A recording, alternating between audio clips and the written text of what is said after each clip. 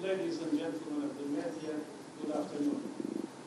President Zelenskiy, allow me to begin by thanking you and the people of Ukraine for welcoming me once again in this very difficult period. I'm also very pleased to be joined by President Erdoğan. Just a few weeks ago, the two of us were together in Istanbul for the signing of the Black Sea Grain Initiative, a landmark agreement to help vulnerable people in every corner of the world. Since the Russian invasion of Ukraine, I've been clear there is no solution to the global food crisis without ensuring full global access to Ukraine's food products and Russian food and fertilizers. And I want to express my gratitude to all parties for their support. In less than 1 month, 21 ships have departed from Ukrainian ports and 15 vessels have left Istanbul for Ukraine to load up with grain and other food supplies. I'm especially pleased that the first UN chartered vessel carrying Ukrainian wheat is on the way to respond to the needs of people suffering from the worst drought in the Horn of Africa in decades.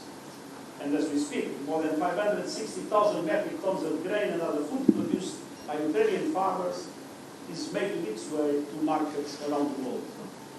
Meanwhile, and critically, we have seen signs that global food markets are beginning to stabilize. Wheat prices dropped by as much as 8% following the signing of the agreements, and the FAO food price index fell by 9% in July, the biggest decline since 2008. Most food commodities are now trading at prices below pre-war levels, but still very high. But let's have no illusions. There is a long way to go before this will be translated into the daily life of people at their local bakery and in their markets. Supply chains are still disrupted, and energy and transportation costs remain unacceptably high. Ladies and gentlemen of the media, the positive momentum on the food front reflects a victory for diplomacy, for multilateralism, for people caught in the grips of a cost of living crisis, and for the hard-working farmers of Ukraine. But it's only the beginning, and I urge all parties to ensure continued success. This is an unprecedented agreement. And in my experience, by their very nature, initiatives in situations of war are inherently fragile. This initiative must be constantly nurtured. From day one, the members of the GCC have worked professionally and in good faith to keep the food flowing.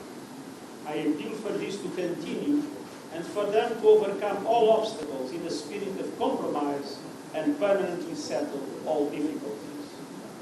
Getting food and fertilizer out of Ukraine and Russia in larger quantities is crucial to further calm commodity markets and to lower prices. And it is essential to provide relief to the most vulnerable people and countries.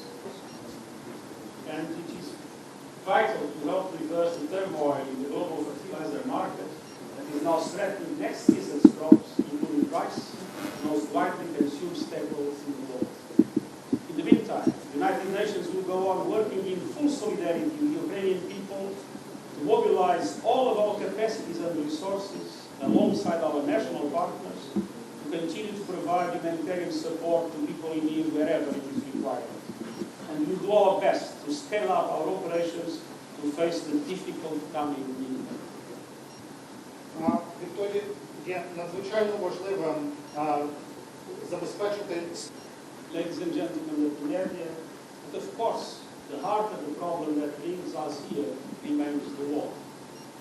As I've stated time and time again, this invasion is a violation of the territorial integrity of Ukraine and the United Nations Charter. The war brought enormous death, massive destruction and displacement, and dramatic violations of human rights. People need peace, but peace in line with the United Nations Charter and peace in line with international law.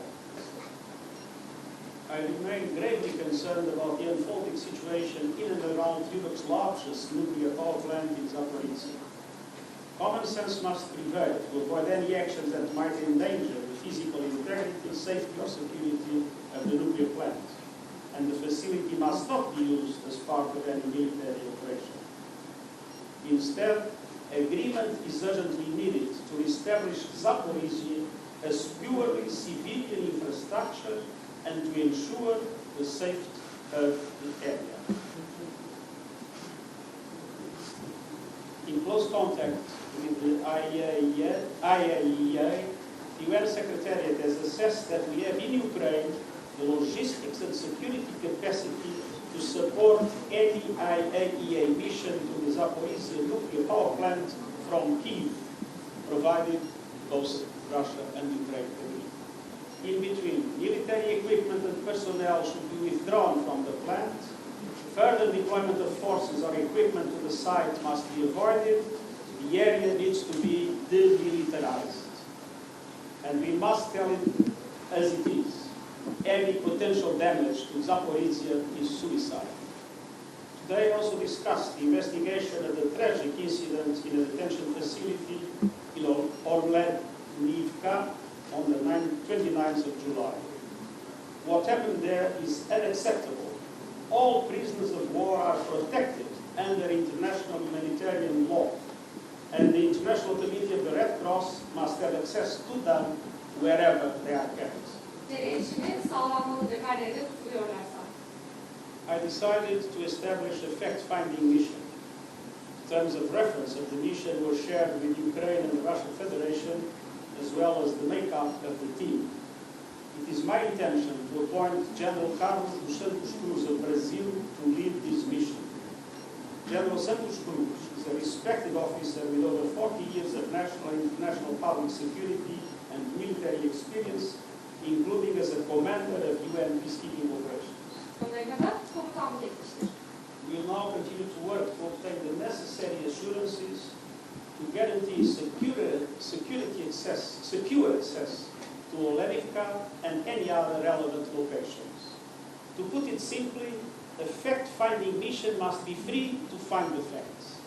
The team must be able to gather all the necessary information and to be able to analyze it. And above all, that means safe, secure, and unfettered access to people, places, and evidence without any interference from any party.